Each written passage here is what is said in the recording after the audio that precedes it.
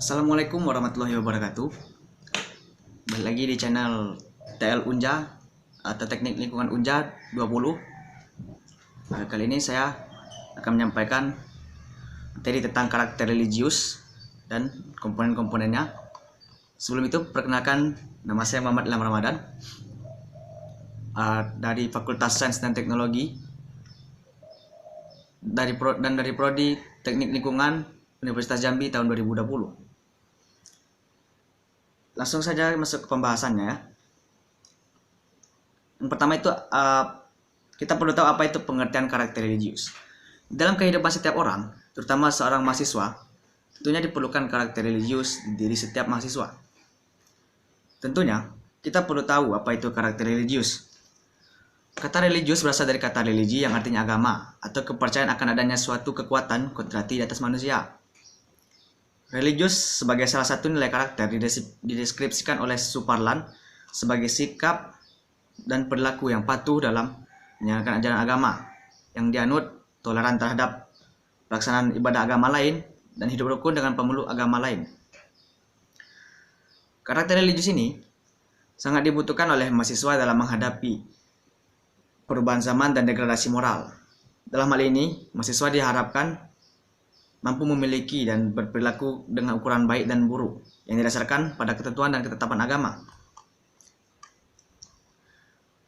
Ada salah satu dalil yang membahas tentang karakter religius ini, yaitu dalam surah Quran surah Luqman ayat 13-14 yang artinya, "Dan ingatlah ketika Luqman berkata pada anak-anaknya di waktu ia memberi pelajaran kepada mereka, Hai anakku, janganlah kamu mempersekutukan Allah. Sesungguhnya mempersekutukan Allah adalah benar-benar kezaliman yang besar, dan kami perintahkan kepada manusia untuk berbuat baik kepada orang tua. Ibunya telah mengandungnya dalam keadaan lemah dan bertambah-tambah, dan menyapihnya dalam 2 tahun.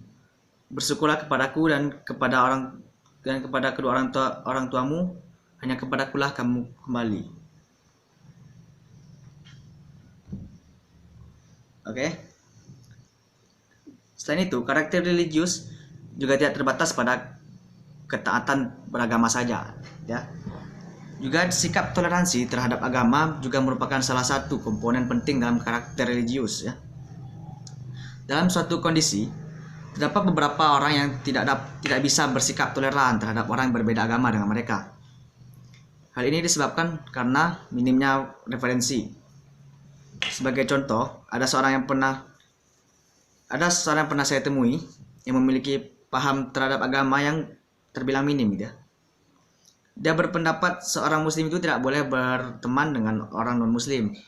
Karena kalau seorang non-muslim berteman dengan orang non-muslim, maka orang tersebut akan dia menganggap orang tersebut akan menjadi bagian dari orang muslim non-muslim ini. Sebenarnya dalam suatu hadis, orang yang saya temui ini menyesuaikan dengan salah satu hadis yang mengatakan, barang siapa yang menyerupai suatu kaum, maka dia termasuk dari bagian dari mereka. Sebenarnya permasalahan ini kembali lagi kepada diri masing-masing, ya. Bagi yang iman dan kepercayaannya kuat, maka tidak akan jadi masalah untuk berteman dengan seorang non-muslim. Namun yang menjadi permasalahannya adalah jikalau seandainya seorang muslim yang berteman dengan seorang muslim tidak kuat keteguhannya terhadap orang agama Islam, lalu terpengaruh dengan ajaran agama lain, itulah yang dikatakan murtad. Allah tidak melarang kita untuk berteman dengan orang non-muslim, ya. Bahkan Allah memerintahkan kita untuk berbuat baik dan saling tolong menolong terhadap sesama. Bukan hanya sesama muslim, tetapi sesama manusia, ya, secara menyeluruh. Dalam Quran surah Al-Mumtahanah ayat 8 dikatakan, Allah tidak melarang kamu untuk berbuat baik dan berlaku adil terhadap orang-orang yang tiada memerangimu karena agama. Jadi tidak ada larangan untuk lebih toleransi terhadap seorang non-muslim, ya. Tapi Allah menekankan agar tidak terpengaruh dengan ajaran yang mereka anut. Kesalahan pribadi tidaklah cukup. Islam merupakan agama dakwah yang mengajak umatnya untuk menjadi soleh. Oke, masuk ke materi yang kedua, itu apa saja ciri-ciri karakter baik dan buruk ya. Seorang mahasiswa itu dituntut agar memiliki sikap yang baik atau akhlakul karimah. Suatu bangsa akan baik jika memerhatikan akhlak.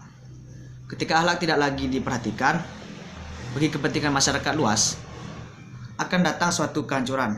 Demikian menurut Shauki Bey. Kehidupan yang jauh dari akhlak terpuji sangatlah sempit dan tercela.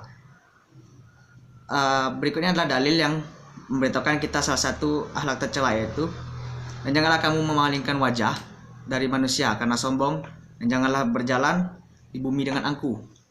Sungguh Allah tidak menyukai orang-orang yang sombong dan membanggakan diri. Quran Surah Luqman ayat 18. Tentunya kita juga perlu tahu apa saja ciri-ciri karakter baik dan buruk ya. Dan apakah kita telah menjadi pribadi yang berkarakter baik. Berikut ini adalah ciri-ciri orang yang berkarakter baik, yaitu yang pertama, realistis dan berpikiran terbuka. Orang yang berkarakter baik adalah orang yang mau menilai diri sendiri di setiap keadaan. Dia juga tidak bersikap egois, di mana berusaha membela diri untuk terlihat benar di mata semua orang. Yang kedua, menerima keadaan diri sendiri apa adanya. Nah ini, seorang dengan karakter yang baik mau menerima keadaan diri sendiri apa adanya dengan lapang dada tanpa banyak menuntut gitu ya. Dirinya akan bersikap sewajarnya tanpa menjalani hidup yang tidak sesuai dengan kehendaknya, sehingga menjadikan sosok yang senantiasa menerima diri sendiri dengan rasa ikhlas dan syukur. Hal ini juga diterangkan dalam Al-Quran Surah Ibrahim ayat 7, yang artinya, dan ingatlah juga tak kala Tuhanmu memaklumkanmu. Sesungguhnya jika kamu bersyukur, pasti kami akan menambahkan nikmat kepadamu, dan jika kamu mengingkari nikmatku, maka sesungguhnya azabku sangatlah pedih. Yang ketiga itu bertanggung jawab. Seorang kepribadian yang baik akan bertanggung jawab atas segala sesuatu yang menjadi tanggung jawabnya. Dirinya akan bersungguh-sungguh dan memegang amanah segala tanggung jawab yang dilimpahkan kepadanya. Yang keempat itu rendah hati. Saat seorang dengan karakter yang baik mendapatkan suatu kesuksesan, ia akan tetap membumi dan tidak menyombongkan diri atas apa yang dia raih. Dan yang kelima, yaitu mampu mengendalikan emosi. Mampu mengendalikan emosi adalah poin penting dari orang yang berkarakter baik. Dia mampu mengendalikan diri sendiri setiap situasi dan kondisi. Dan juga dia tidak mudah tersulut amarah, serta mampu menahan diri di setiap keadaan, sehingga menjadikannya memiliki kontrol diri yang baik.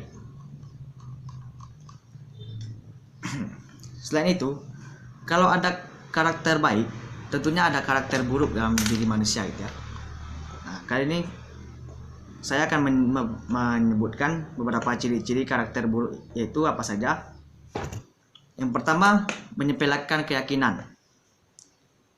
Ciri-ciri yang dimiliki orang dengan ciri-ciri berikut ini.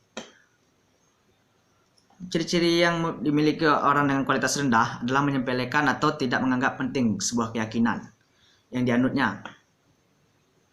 Orang-orang seperti ini biasanya melewatkan proses ibadah, melupakan Sang Pencipta, dan jarang berbuat baik. Ada beberapa dalil yang dimana kita dilarang untuk menyepelekan keyakinan, agama, dan lain sebagainya. Salah satunya yaitu dalam Quran Surah Al-Maidah ayat 58,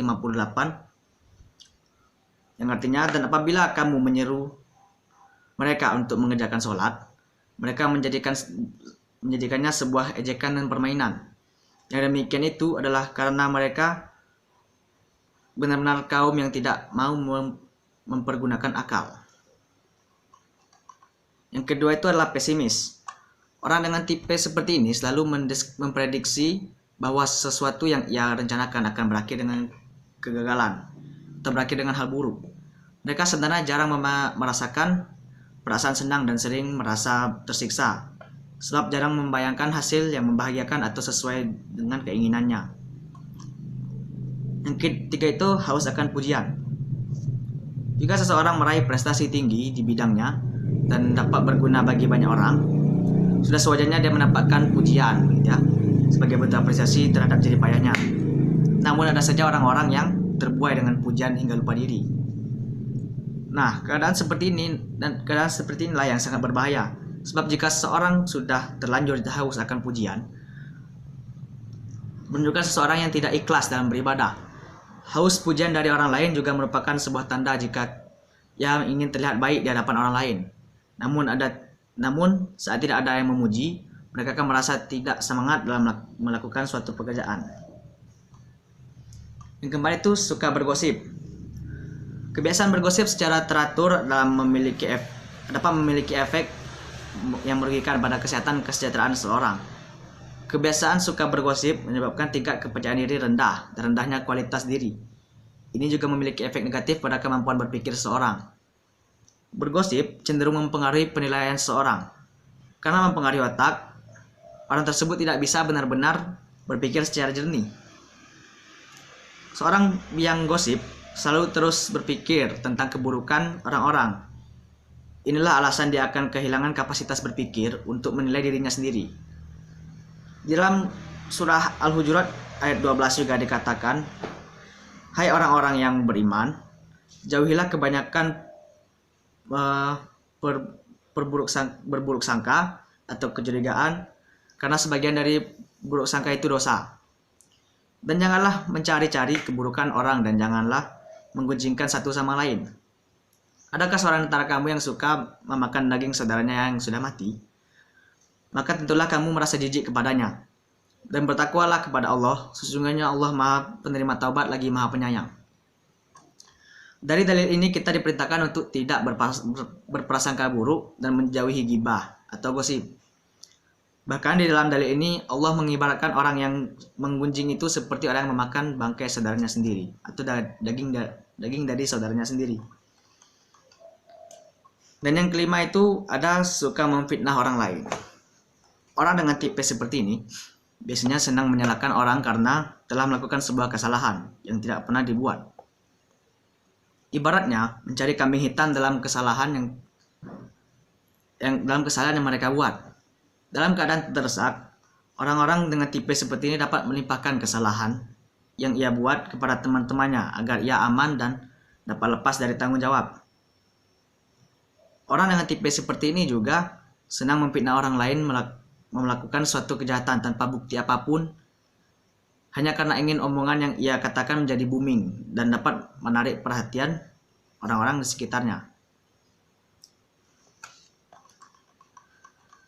Kita lanjut ke poin berikutnya, yaitu cara untuk menjadi insan yang berkarakter.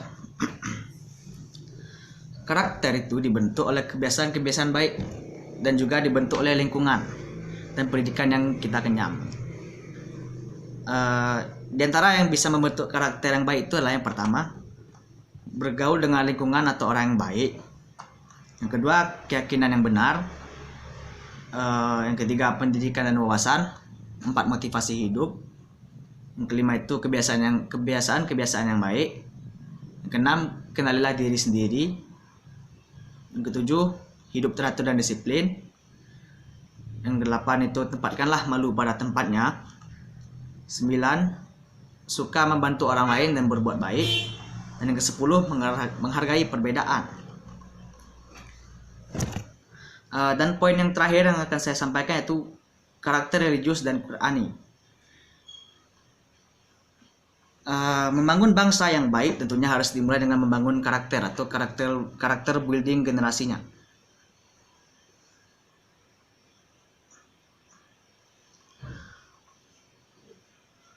Sementara generasi yang paling potensial untuk melanjutkan estafet kepemimpinan bangsa adalah para pelajar.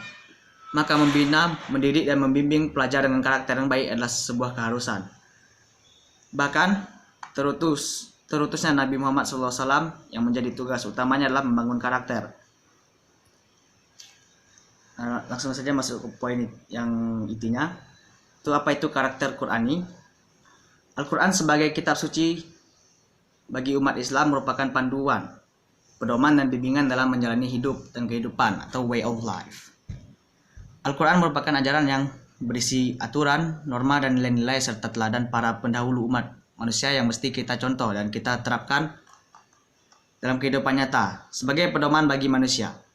Al-Quran telah menyediakan perangkat, aturan, dan nilai-nilai yang harus dijalankan untuk keberlangsungan kemakmuran, keharmonisan, serta keselamatan manusia, baik di dunia maupun di akhirat kelak. Tentu manusia yang selamat hanyalah mereka yang menerapkan ajaran kitab Al-Quran, baik hubungannya dengan Tuhan maupun dengan sesama atau makhluk lainnya. Oke, mungkin demikian saja materi yang dapat saya sampaikan. Lebih dan kurangnya mohon maaf, karena dari karya ilmiah ini masih banyak kekurangan yang mungkin saya temukan atau mungkin saudara-saudara dengarkan. Dan jangan lupa juga like video ini, subscribe juga channel kami agar mendukung teknik lingkungan Unja 2020 semakin berkembang. Sekian dari saya.